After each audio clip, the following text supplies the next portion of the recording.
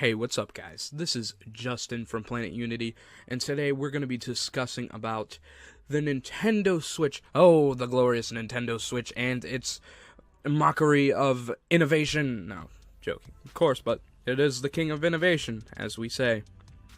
But we are talking about the Nintendo Switch and its highlights.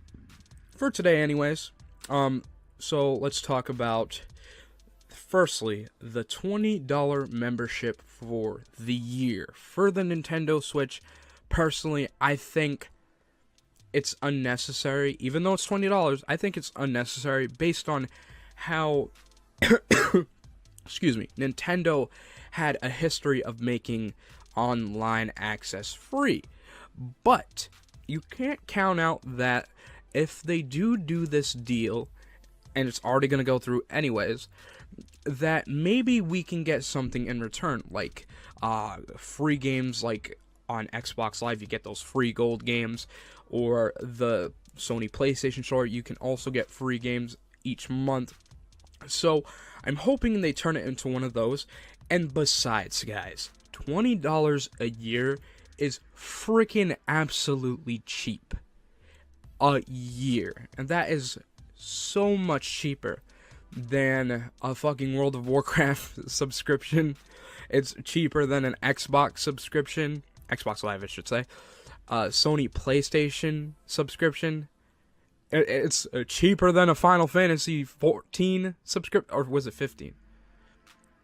No, it's 14. 14 subscription? Hell. So I think Nintendo is pretty generous on that number right there. I gotta give it to Nintendo. Holy shit, $20, that's a fucking deal. I can deal with that. Now, hold on. Yeah, so anyways, I was looking at something, it's so weird. But, the $20 membership, yeah, I think it's a really good opportunity to, basically turn the tide around for Nintendo. Let's see where it goes. I just don't like how they're using voice communication, which that is another thing to talk about for another time. Now let's talk about Payday 2. Payday 2 is a great game. I personally played it when I was playing it on the PC of the provider, I don't know why I'm going to call it this, of Steam. I went to the Steam store, Payday was there, I bought it. Fantastic game, very cooperative, and surprisingly enough, the fan base isn't too bad. There's a lot of people willing to help other people inside the game. I played it, it's a good game, and I really think it'd be interesting to see Payday 2 on a fucking tablet. That would be marvelous. I just don't know how the microtransactions will translate to the Nintendo Switch, and that's a problem with these games that are on Steam. For example, CSGO was on the Xbox, and it didn't get the loot crates, it didn't get the microtransactions, it just got the base game. So I know this sounds kind of weird, but I just wish they stopped giving base games, because it just, I don't know. But I kind of sound a little devious when I say that. Bring in the microtransactions, But I really think they should at least give a little bit more dressing to games that are released. Just don't release the base games. So, you want to see new content as well on Payday 2. I hope Nintendo steps up to that. Like, for example, when Black Ops 2 came out, we didn't get any DLC. None. And the only thing we got was Nuketown, because it was free. And that took years to release on the Wii U. I am serious. The game got released, Black Ops 2, it got released, nothing, for a couple years. And then, out of the blue, we got Nuketown. How the fuck does that happen? I don't know. But I really wish that Nintendo steps up to the plate with the, taking advantage over DLC and stuff of Steam-based games or games in general. They really need to step that up. Now, the next topic is it innovation? And oh, glorious Nintendo. Is it innovation? Of fucking course it is. Nintendo made the directional pad, which was one of its iconic things. It was used to play the original Mario Brothers. So the D-pad is what we have on every controller, basically. So you can thank Nintendo for that one. Now, there's other ones like the shoulder buttons as well. I hope you guys know about that. When the SNES came out, they introduced the shoulder buttons on the controllers, which were a new feature, and you can it just gave you so much more to do with the controller, adding those shoulder buttons in. You could shoot, you could aim, you could do anything you want with it, just as Nintendo programs it for what it does. And then we have modern side scrollers for today. Nintendo revolutionized side scrollers with Mario, and this one's a funny one, but The Legend of Zelda 2, I think was it the second one? Not The Legend of Zelda, but the second one, that was a side scroller. The first one was a top-down game, and that was pretty fun. It's a classic, so, but the second one was kind of like, I don't know about that one, but Nintendo modernized the side-scroller genre. And also, Nintendo has revolutionized the modern game equivalents of the handhelds. That's another thing Nintendo coined, was the handhelds. And competition came to play with Sega. And Sega did the same thing like Nintendo, and they put out those handhelds, which honestly gave a lot of competition. And also, when the N64 came out, excuse me, they added the rumbling feature to controllers that we have today. And that is, honestly, I feel like that isn't really necessary, but the way how Nintendo utilizes it in the new Nintendo Switch controllers, it's freaking really good, and it's pretty accurate how they rumble. They give either a light feeling, heavy feeling. It feels the right type of rumble. Now, we have, this one is a very important one, about the innovation topic of the Nintendo Switch, or just a Nintendo in general. Multiplayer. With the N64, when it was out, GoldenEye was released, but they had multiplayer for it, and no one's ever seen that, really, or they haven't seen it basically heavily popularized. And so you can thank Nintendo for that once again. Motion control, obviously, for the Wii. And we got avatars. Of course, avatars, I just realized that one. Because when the Wii came out, you got those bobblehead little fuckers. Yeah, the avatars. And this one's another important one that I want to talk about, is virtual reality gaming. But this one's a funny one. I'm sorry for the background, that it's all red and shit, but it goes on with what I'm about to say. The Virtual Boy. Let's talk about that for a moment. The Virtual Boy was supposed to capture virtual reality, but it really didn't. It didn't exceed high expectations. It didn't reach the hopes, because the Virtual Boy was so eye-straining. Like my fucking title, and the picture, as you see, I'm sorry guys, I'll put images up as well as I go through this, but the Virtual Boy didn't work out too well, because it gave eye strains, and it would also give people headaches, because you had to stare through fucking binoculars, so it was pretty outlandish. So they didn't have a big library of games either. So the the Nintendo Virtual Boy did not work out. So let's talk about our next topic, Bayonetta 3. Now this one's going to be short and sweet. Bayonetta 3. This can hold Bayonetta in general is a stronghold for Nintendo. They released Bayonetta 3. It can, strengthen the Nintendo Switch even more. Enough said. Now let's talk about Monster Hunter Double Cross. So, Monster Hunter Double Cross is on two things: the 3DS and the Nintendo Switch. But we are aiming towards the Nintendo Switch. I aim at Monster Hunter Double Cross because I think it is yet another stronghold title for the Nintendo Switch and Nintendo in general, because Monster Hunter in Japan is a very popular and it's just one of those strong titles Nintendo, well, I'd say Capcom grasped to. Also, Nintendo had Monster Hunter for quite a couple of years, and Nintendo's not having Monster Hunter World, which is a bit sad, but it's something you have to expect in the business world. Sometimes companies want to go to a more popular palette and, earn money, but also show off the strongholds of what they have to offer for gamers. So, Monster Hunter Double Cross is an excellent title for the Nintendo Switch because it has everything you could possibly wish for. You got the customization, you got the 200 plus hours in that game. I'm dead serious. This is one of those games. Even Monster Hunter World is the same thing, but Monster Hunter World has less monsters, and content is still coming out. It's freshly new, so it hasn't had a content build up just yet.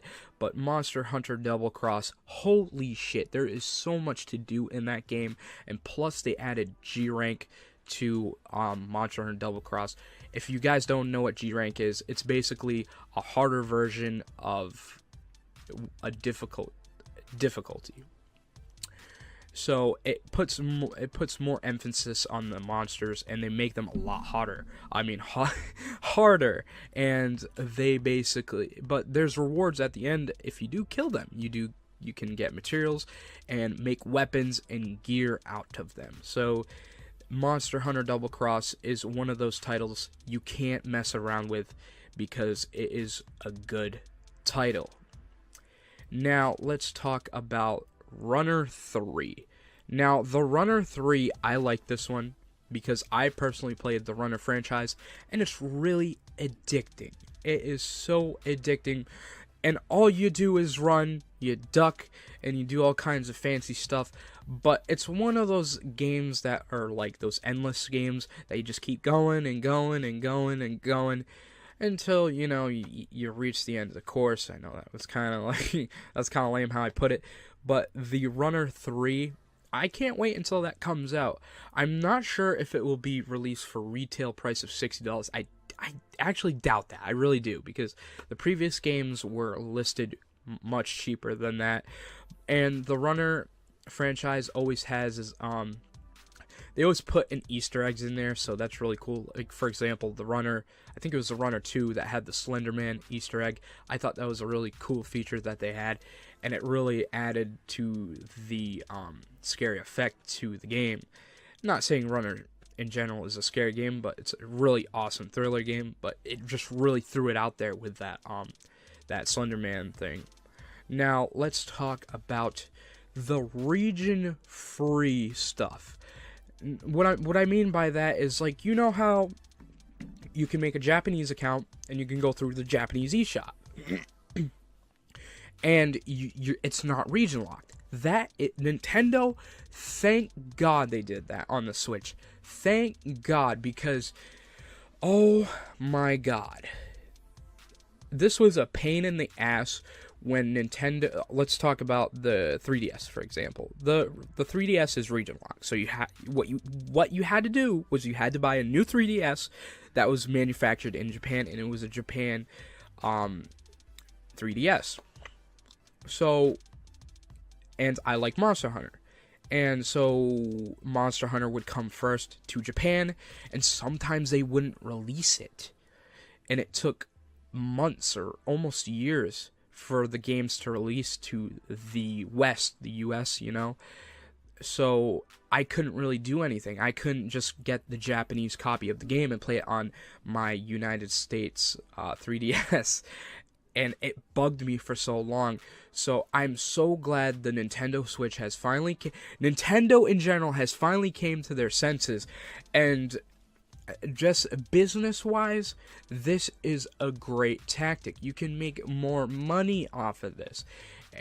I just don't understand why they did that, because it was restricting so much.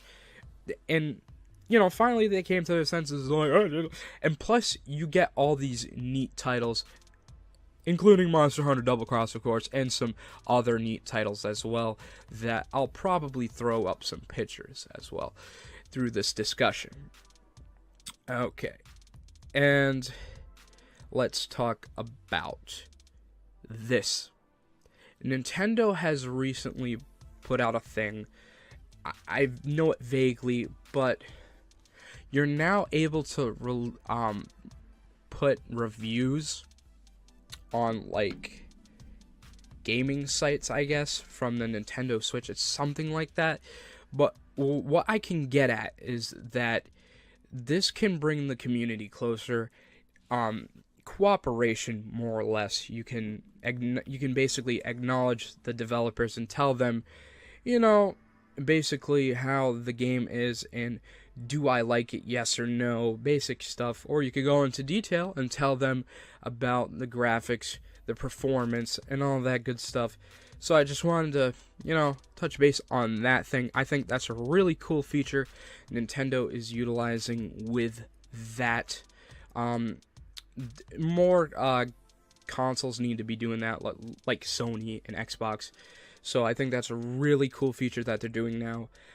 This one is a personal one. A grudge against Zelda. I have a personal grudge over Zelda because, not that it's a bad franchise, it's definitely a good franchise, but I feel like Nintendo really loves this franchise so much that they almost, I feel, in my opinion, that they oversaturate the Nintendo library with Zelda games. Way too much. Like, let's take this for example. They had the Legend of Zelda Twilight Princess. Oh shit. I hit my mic. But anyways, they had the Legend of Zelda Twilight Princess on the GameCube originally. Then it was ported to the Wii. Then it was ported to the Wii U. How much you want to bet it might be ported to the Switch? I think that's ridiculous. Because Nintendo, I really like Super Mario Sunshine. And they never made a port of that game. Now, call me salty, maybe I am. But I really think they should really fucking port Super Mario Sunshine. It was a great game, but there's very few, or some people say that game was awful. And I just can't fathom how they say that. The game was beautiful. It looked phenomenal on the GameCube. And so did the Twilight Princess. They both looked good, so why not give the Super Mario Sunshine recognition as well? Because fucking Zelda hogs up the fucking spotlight all the time. Look at my title. Look at that title. Who's in the fucking middle of it? Link. Isn't that something? It's sometimes it gets me a little pissy, but I can understand it. They do make a lot of business off of The Legend of Zelda and that franchise. It's a very humbled company, a very humbled franchise. It works, it sells, it does whatever it needs to do. I just don't understand why they're making DLC for a fucking Zelda game. I don't know, that just sounds outrageous to me. I just think the DLC should be free anyways. I mean, you're going to be paying a subscription for $20, but you know how that is. And it's like, every single time, like, take for example, what was the starting lineup for the Nintendo Switch? A Zelda game. A Zelda game. But it was a good one. I played it. It was good. It was really good. I think I personally, I like not the Twilight Princess, but the Wind Waker is probably my favorite one. Ocarina of Time was also a good one as well, so I'd rank Ocarina second. This one was a really good one too, their starting lineup, Legend of Zelda game. That was a really good one. I gotta give it to them. But I just didn't like their destruction, mechanics. You know how like you use a weapon and then it finally breaks? I thought that was kind of like redundant at times. I thought that was a little redundant. But I just wish what they could do with the Zelda franchise is they can quantize it. Don't multiply it by fucking 1,000 each year goes by, because I feel like more and more that more Zelda games come out. I mean, we've had spin-offs, we'd had them all. The timeline is so fucked because of how many games they shat out and how many storylines that were so totally different, that the timeline itself is so fucked. And that's a funny one. But even though I'm racking on The Legend of Zelda and the franchise, this is Nintendo's bae, as you could say. This one is Nintendo's precious gem, and I respect that. And well, I gotta say, they planned it very well. So, now moving on to Pokemon. Pokemon the powerhouse. Pokemon is the reason why the Vita is out of the competition. No. The Vita is a different story. The Vita, it was okay. But Pokemon is always a top-selling title, no matter where you put it on the Nintendo.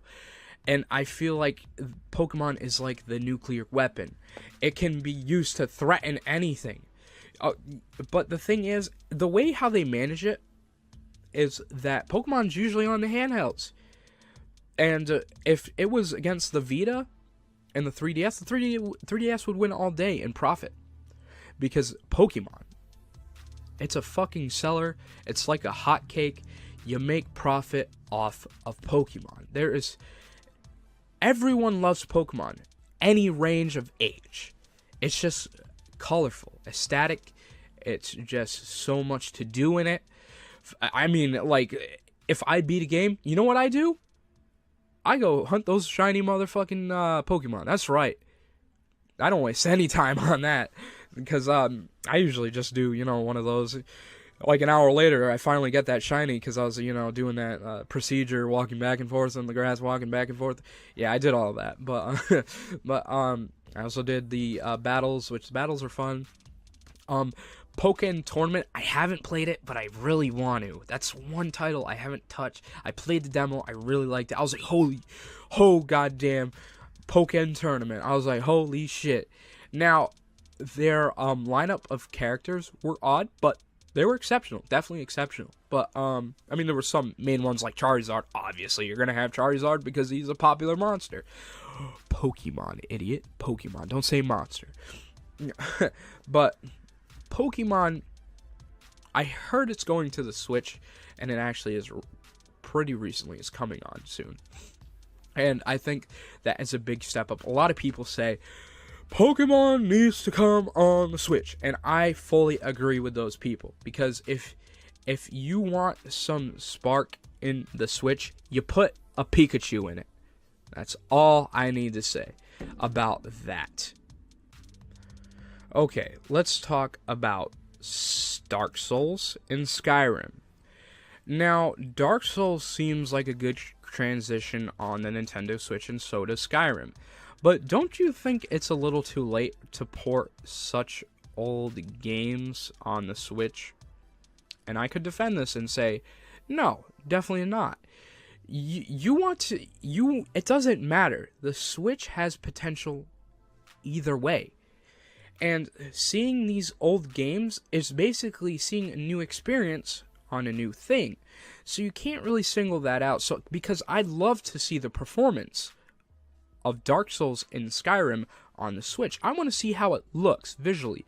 That's the main thing for me. I want to see how it looks and how it plays out. And I honestly think it will look tremendous on the Switch. And I feel like it would give a cozy feeling on a tablet. It would feel comfortable on it. And I personally played Dark Souls, and that game is a lot of fun. Right there, there's a lot of hours in Skyrim as well, and there's a lot of hours in Dark Souls, so do not single those games out. I think they made a good choice on those two titles. Will you see like Dark Souls 2 or maybe The Elder Scrolls Online? We don't know about that, but I feel like if it becomes successful on the Nintendo Switch, they might.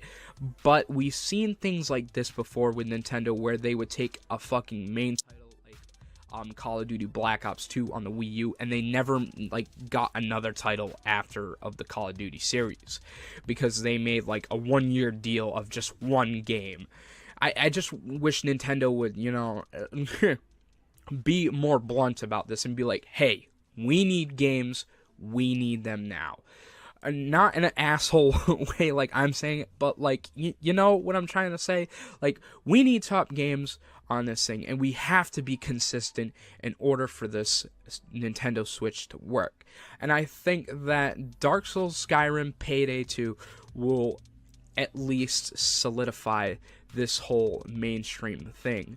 Without the The Legend of Zelda, Mario, and this one I didn't put on the bulletin. I want to talk about Splatoon in a bit, but I really think that I think I'm gonna buy Skyrim on the Switch for the sole purpose. I know this sounds crazy. I have never touched Skyrim, and if I did touch it for a little bit. I didn't get too far. So I think this would be a perfect way to introduce myself into Skyrim. Even though I could just go and pirate it on Pirate Bay on my PC. But let's be a good civilian and let's just buy the game, okay? Because you don't want that. You just don't want to go to the Pirate Bay and get a shitload of viruses. You don't want that. Now, with Dark Souls, I played Dark Souls because it was a free game back then on the Xbox Live. It was years ago, and I played it and I enjoyed it. I really did. But there was one point where I got really stuck. I was like, where do I go now? Like, I beat like 4 bosses and stuff. So I stopped because I didn't really know where to go, like, travel next. I thought I was like in the wrong area, so I kind of got confused. So that's why I stopped Dark Souls. But let's talk about Splatoon now. Now, I also think Splatoon is one of those heavy titles that recently came about. I mean, Splatoon came out a couple years ago, but this is one of those titles, once again, you can't rack on, because it has a huge and solid fan base in Nintendo. It ranges from all the way to Japan, all the way to the US. There's fans alike, and the thing I like about Splatoon and Splatoon 2 is that you can communicate with people, but you can also draw pictures and like put posts on there. Like the thing you have on the Switch where you communicate with everyone on the Switch, that I forgot what it was called. Was it the Miiverse or something? I don't know if they still have that or not on the Switch. I haven't really looked into it. But and another thing about Splatoon that it's really good for is the customization, the weapons, the large variety of exotic weapons. I shouldn't say weapons, they're paint guns and stuff. So paint brushes, paint guns, anything that has to do with paint, it's on Splatoon. And it is great. The weapons are just, I'm gonna say weapons, okay, because they shoot. So there's some that I really like the rolling pins and stuff. Like, those are really fun to use, or the mops, you could say, or the paintbrushes. Those are really cool to use. Like, there's so much diversity in Splatoon, and this is why I like Splatoon. When Splatoon 2 came out, you bet your ass I purchased that. It was a good game. I still play it once in a while because I play Monster Hunter, and I'm playing Overwatch right now. So, I'm kind of like, mainstreaming it right now, but you can't really rack on Overwatch, but I can. But yeah, I could go into detail, but I don't want to do that. But Splatoon, another thing about Splatoon in the customization library is the get-ups, which are the clothing. And the reason why it's so unique is because of how unique they can look and what they can provide for your character, such as buffs and other things like skills, and that's really cool. Like you can have movement up in enemy paint or paint in general, or there's some skills where your gun will fill up faster and stuff. So it's really cool features when it comes to customizations. They always have a benefit, and they also have a cosmetic look to them, and they're all different. They're not duplicates like Destiny 2 when you see the gear. I mean, sometimes they can look duplicates or they're just color changes. But Splatoon 2 and the original one are a great title, and I'm really glad Nintendo solidified that one. They made it in further and turned it into a sequel. I think that was a really good idea from them. So, you know, I gotta thank Nintendo for that one, because if we didn't have Splatoon, where would our shooters be? I mean, it's technically a shooter, a post-apocalyptic shooter. Some people can say it. But, what I want to see from Nintendo now. What I want to see from Nintendo is consistency on major party games. Even if it's fucking Zelda. The Legend of Zelda. I want to see consistency. That's all I want to see, and I want to see connection with the good God, the indie games. I want to see a lot of that stuff. I want to see connection. I want to see consistency from Nintendo and the Switch. I want to see a lot of that. That's what I think that would solidify the Nintendo Switch's career. I personally think the Nintendo Switch is doing fine.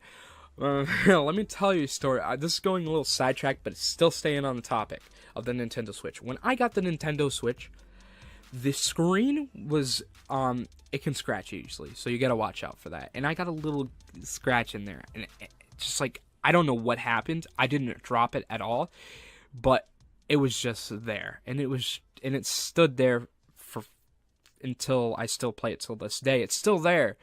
So you got to be really careful handling the Nintendo Switch tablet or the handheld device on it, because it's kind of fragile. So I'd prefer if you guys just buy a screen protector on the fucking thing, because that screen thing is it can scratch up pretty easy. But also what I want to see from Nintendo is I want to see first party and third party games. Like, you want to see this from Nintendo. And also, I don't say this a lot, I want to see more Japanese title games. I want to see more relationship. What I mean by that is I want to see connection to the Japanese eShop, to the United States eShop, and they do that with the region free stuff. But the thing is it's kind of hard to translate, because some things in the Japanese eShop are just translated into English, like Dark Souls and Skyrim. Those are translated to English, but mostly everything is in Japanese.